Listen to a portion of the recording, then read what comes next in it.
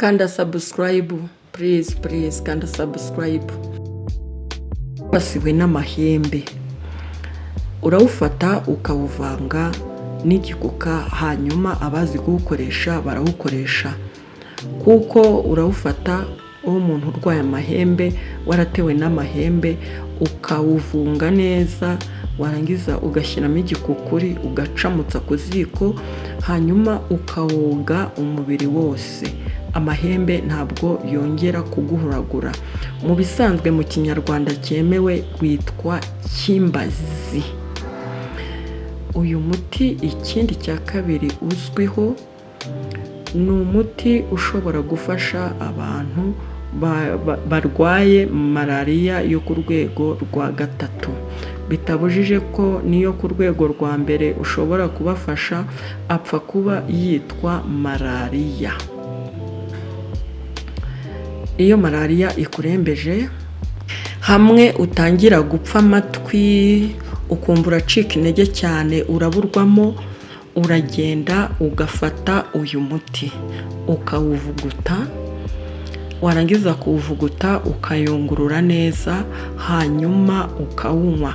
Icyitwa imbeho no kuribwaribwa mu ngingo bihita bitangira gushira.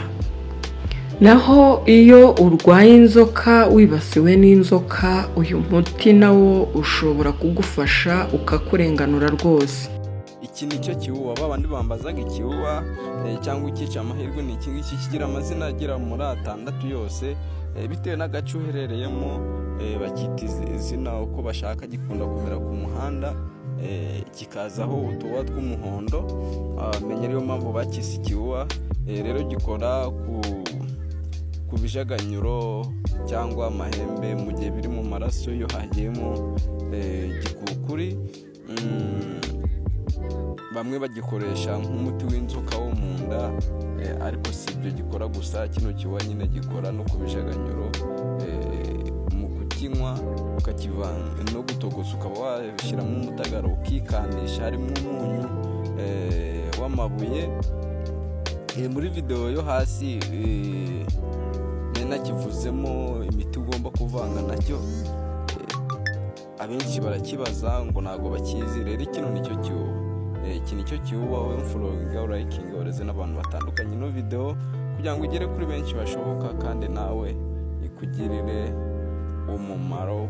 Ukivanga n'igicumucumu, mwibuke ukivanga n'igicumucumu. Utarakurikiranye video yo hasi, genda urebe hasi wumve uko gikora, cyangwa ibyo gikora. Twebwe twavuze kuri ino ndwara gusa y'ibijaganyuro cyangwa ibintu bakohereje mu gihe amaguru yabyimbye, ukaba wagitogosanya hamwe n'umutagara, ukajya ubyikandisha uri no kubinywa, ukagira ubuzima buzira umuze. Abapfumu ntago bakwiye kubarya utwanyu, kuko buriya abapfumu usibye n'ibyo bakoresha ibimera Imana yaduhaye. Ni imiti baterateranya ikabyara biriya bikorwa byabo. Aha rero icyo nababwira, nta mupfumu n'umwe utagira iyi kimbazi, nta mupfumu n'umwe utagira kawuwa, rwose nta mupfumu n'umwe udahinga kimbazi, kuko uyu muti awuteranya n'uwundi, akawuteranya n'undi, hanyuma agatangira gupfumura areba mu uyu muti. Uyu muti muri rusange uravuga. Murakibona ari icyatsi, ariko ni icyatsi kivuga.